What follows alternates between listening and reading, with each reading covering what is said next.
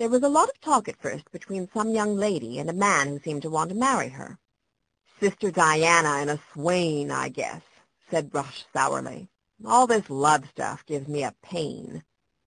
Oh, Barry, I just wish you'd stop talking about it, pleaded the young woman tearfully. You know there's no one else to take care of them now that Daddy's gone away.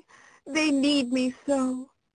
Now, Diana, it was Mona's voice, you know that's all nonsense. We can look after ourselves perfectly well. Polly, you've been eavesdropping. Where were you? Oh, I was just sitting under the piano, sort of thinking. And so it went, a whole half-hour of it. Gee, she sounded swell, Rush pronounced at the end. It's a pretty hammy program, I'd say, but she's good. I just hope she doesn't get stuck up, that's all. She won't. Mona's wonderful, said Randy fervently. Cuffy was so overcome that they actually caught her in the act of mopping her eyes with a handkerchief. Why, Cuffy, cried Randy, I never knew you were so sentimental. The days went by. Mona's broadcast became an accepted part of the routine of their lives. Her picture appeared in newspapers every now and then, and after a week or two she even began getting fan letters. Randy and Rush, especially Rush, watched her like hawks for the first sign of temperament. But apparently there was no temperament. Mona was blissfully happy and kept her word to Father. She darned Rush's socks, ate spinach, went out for basketball, and performed with grace all the duties which were loathsome to her. On the contrary, toward the end of January, it was Rush who seemed to be indulging in fits of temperament. After school, he lurked about indoors and snapped at anyone who suggested going out. When his music went wrong, he crashed his fists down on the keys and slammed the piano lid shut. He wouldn't eat enough and spent useless hours lying on the floor listening to the radio. Come on out, Rush, begged Randy one day after school. It's a wonderful day, and Isaac needs a good run. He's getting as fat as a pig. I don't feel like it, replied Rush ungraciously. Ah, please. Mona's still at school, making up for Tuesday, and Oliver's got to stay in on account of his cold. I don't feel like playing all alone. So what? I don't feel like going out. I wish you would. We could go for a ride on our bikes. And you ought to. You look like a potato sprout from moping indoors all the time. Rush turned on her furiously. Will you please, for Pete's sake, get out of here and mind your own business? If I want to mope, I'll mope. And neither you nor anybody else can do a thing about it. This is one country that's still free. What's the matter with you, Rush? Randy was almost in tears. For 2 weeks now, you've been just as cross as a bear. You snap at everybody all the time. Gee whiz, you never used to be like that. I mean, we quarreled sometimes, everybody does, but mostly you were always swell. Rush glowered and kicked the piano stool. He hated like poison to apologize for things, but he knew just as well as anybody else what a beast he was being, and Randy was a good kid. She deserved an explanation. Well, I guess it's like this, Ran. Rush cleared his throat, pushed his hands into his pockets, and clenched his fists.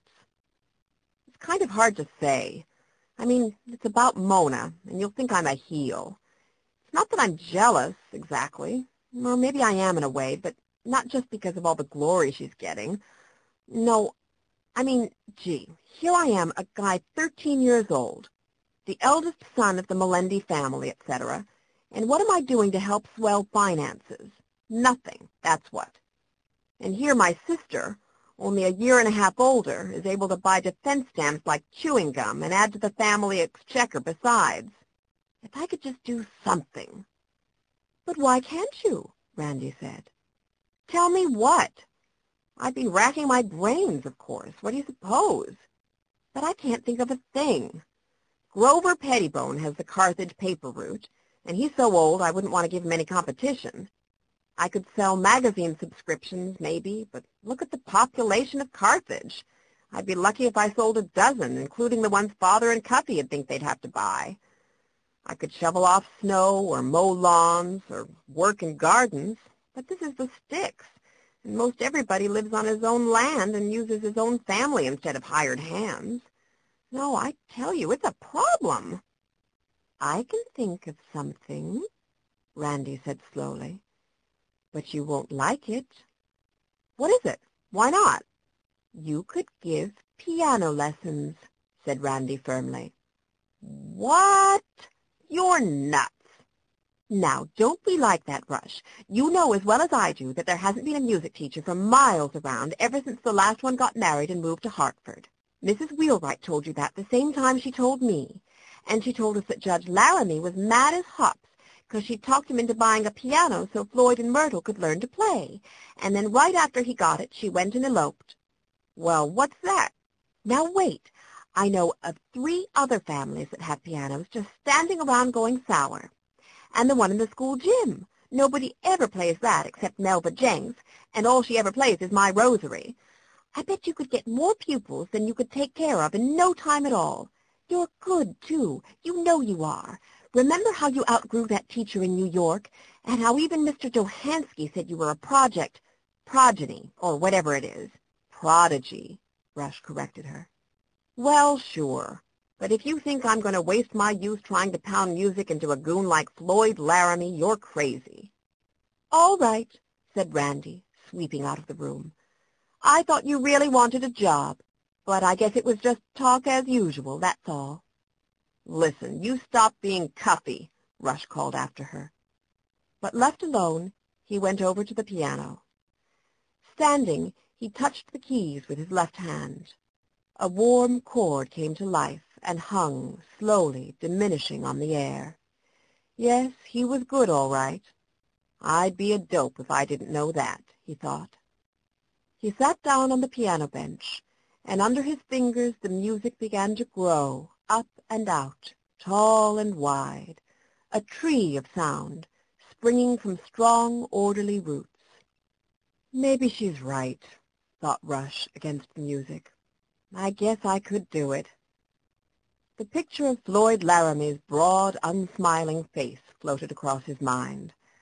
Floyd Laramie, who enjoyed 2 things, eating and fighting, and who thought Rush was a sissy because he knew about music and liked mathematics. Rush sighed and closed the piano lid. "I guess I could do it.